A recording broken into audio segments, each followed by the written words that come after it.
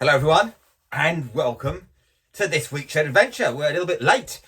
I've been busy with half term and having visitors and everything, but we're now back in the working part of the shed. You normally see us sat there in the I don't know, the study stroke reading room. But now we're actually in the workshop. So what are we going to do today? Well, I have mentioned this before. I think we saw this particular beauty that's in the eye of the beholder, obviously, when I was talking about knives. This is a cleaver.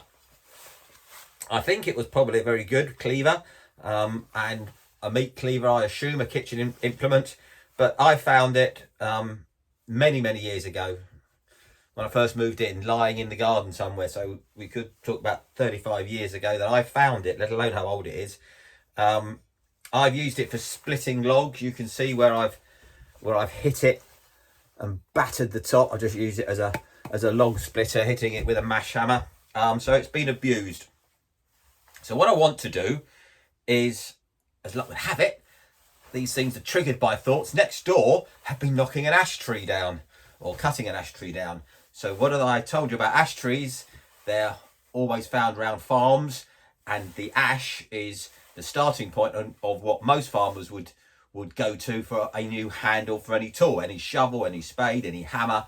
They'd go to the ash tree, and that would be their source. So many good tools that you buy have either hickory or an ash handle. So I have a piece of ash. Now this is not seasoned, it's very wet.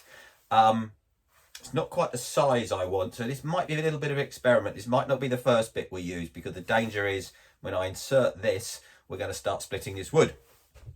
But what I'm going to do is I'm going to take the bark off here. This is I think you've seen this one before. Again, this is an old jackknife from the Navy. Got the old marlin spike on the end. This is very old issue. Don't know if it's dated, but I've had it forever and a day. Sheffield Steel, England, lovely. Anyway, this was what they issued a young Navy rating in the day, and I'm going to use this beautiful piece of steel to take off the bark, the outer bark, and this damp inner bark, and we'll see when I've done that this beautiful piece of ash that we've got underneath here. Super damp, as I've already mentioned, and we will then stick it in the vise. And I've got a slight problem, as you will notice. That tang is of a box section, and I've got a drill, and I'm not going to be able to chisel that out. So I think what I'm going to do is put an oversized drill down to a certain length, about 2/3. I'm going to sharpen this with the angle grinder when I can find it, and I'm probably going to heat it up as well with the burner, and use that last bit really like an internal nail. So I'll make it nice and sharp, nice and hot, so it will burn through the wood. And then any gaps I've got, I'll probably dribble in, not very by the book, but I'll probably dribble in some epoxy. So what I'm hoping at the end, I'll have this attached on there. Not very pretty, but once it's on and I know I haven't split the wood, I can then start enjoying sitting here and working it into a handle, getting the right shape for me, and the right length and the right weight, and would have then reclaimed this as a more usable tool. Very handy for splitting small bits of firewood. So I'll keep it down by the log pile. So that's the plan. I will show you sort of stage by stage how I get on. I won't bore you with the bits in the middle, just to see me sitting here whittling away. I don't think it's going to be of too much interest, but I'll show you when I start doing the drilling, and I'll show you the results. And if this isn't thick enough and we split it, which is the danger, I've got another bit of ash which I've been keeping for a long time, a more seasoned bit, but like all these things, it's an all of education for not just you, for me as well. So I really just want to see how this works, and whether it actually produces a decent ash handle. So I will get back to you and I'll show you how we get on. See you very soon.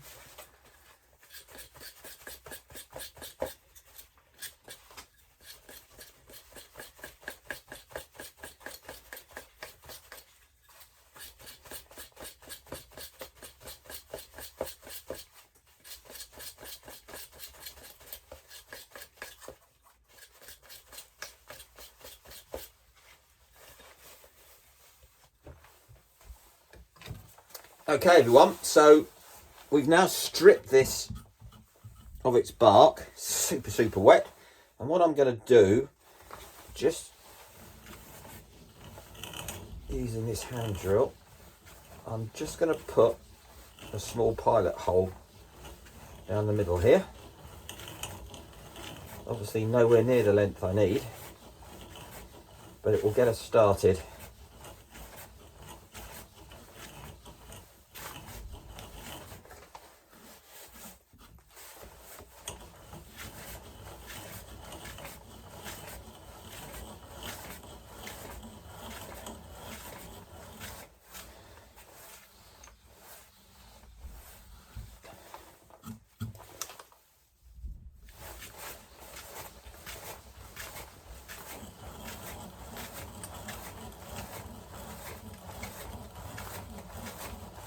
There we go.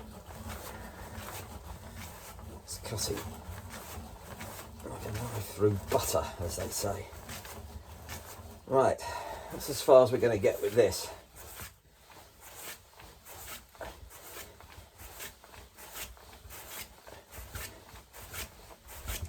But as you can appreciate, oh, didn't want to do that.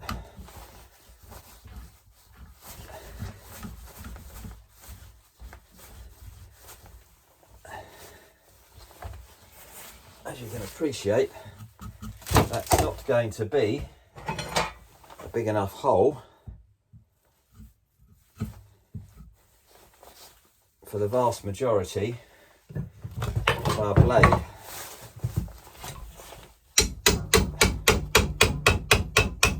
And if we try and force that in there, that's going to split the wood. So what we'll do, and that's going to be too big by some margin. It's probably got the length. So as ever, we're now struggling with, have we got the right tool for the right job? And the answer is we never have, so everything's going to be a compromise. What I'm going to do is look over here, if you don't mind. Yeah, I've got some really long masonry bits, but they're not going to be suitable. Okay, I think what we'll do is we'll put a drill bit on the electric drill as far down as we can reach, and then we'll see how well that sits and whether we're brave enough to just give it a good bash. What I might do is just open up this hole. I've got a small chisel, and maybe just chisel down an inch just to take in some of that depth there, so it doesn't put too much stress on the handle. Anyway, I'll have a play and then I'll get back to you.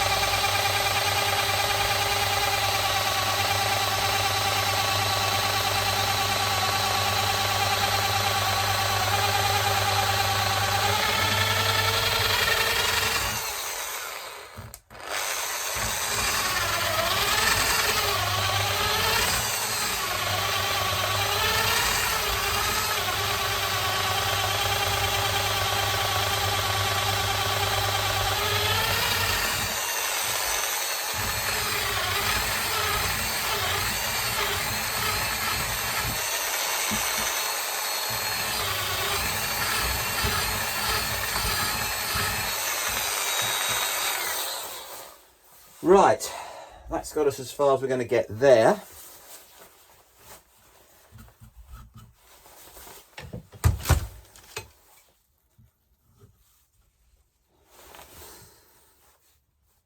Yeah, I think what I'll do is I'll now get a chisel and I'll just give myself a little bit of room in there just to absorb this thickness.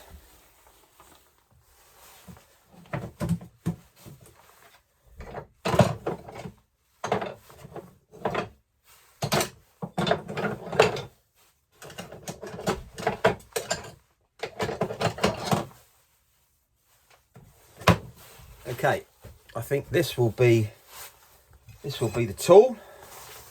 If we look, not far off. That's quite a good fit. We'll take my nice homemade mallet, and what we'll do is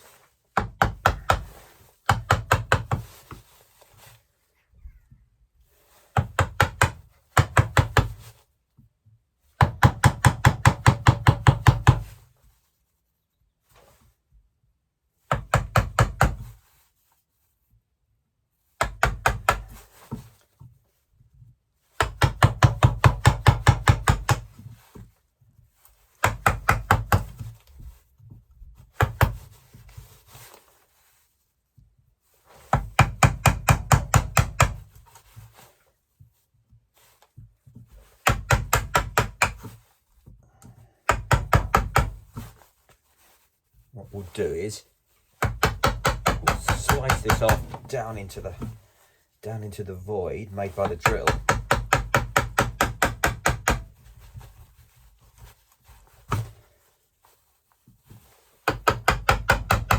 And then what we'll do is we'll use the drill to whip out the wood that we cut off.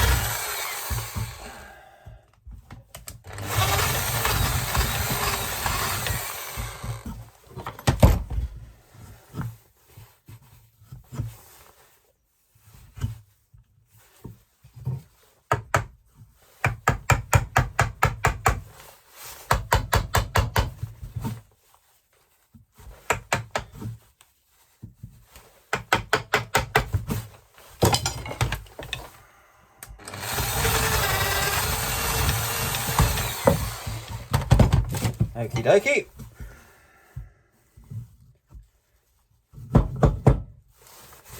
Right, that is at the bottom of the hole, and as you can see we've got some wiggle room going up to there.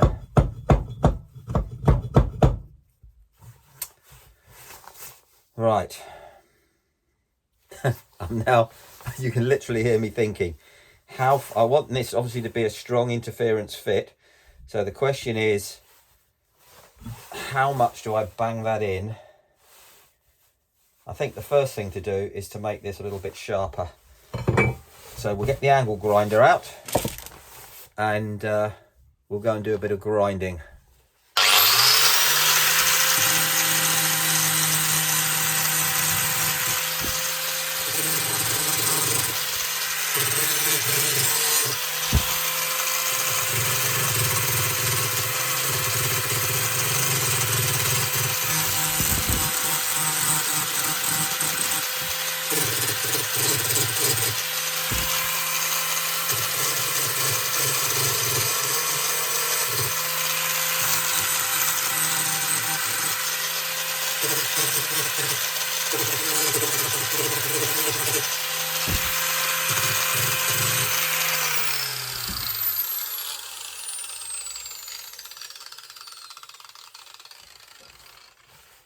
Okay.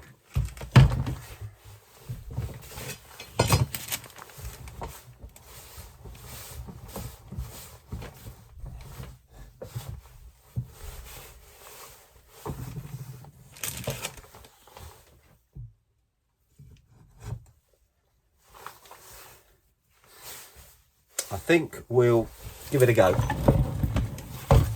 That's all we can do.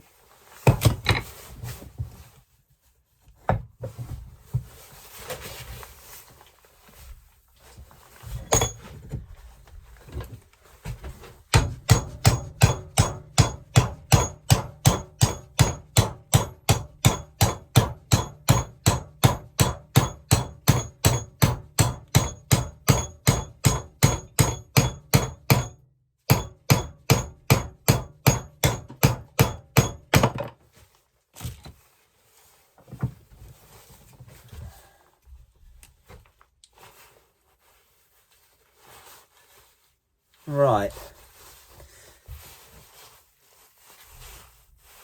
Bit of an angle, which is not what I really wanted, but but we'll work with that. We'll put that, call that a design feature.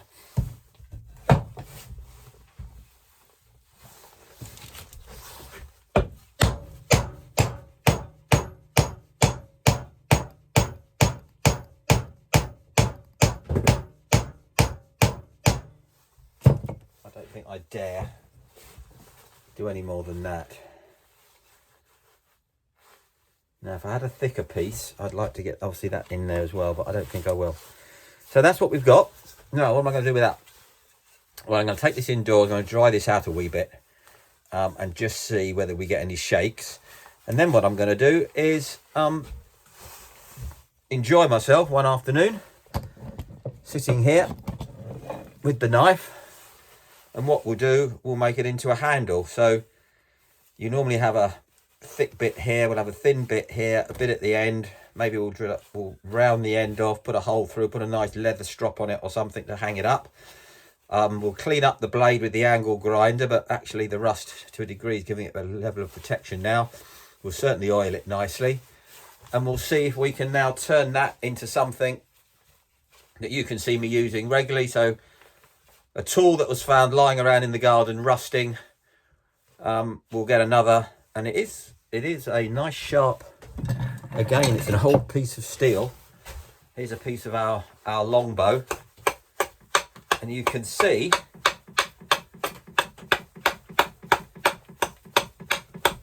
it's a very useful little tool. And when I get this fitting properly, so I can actually hold it properly, yeah, we've made something out of nothing. Most people would probably throw it away. Okay, let me get you back up.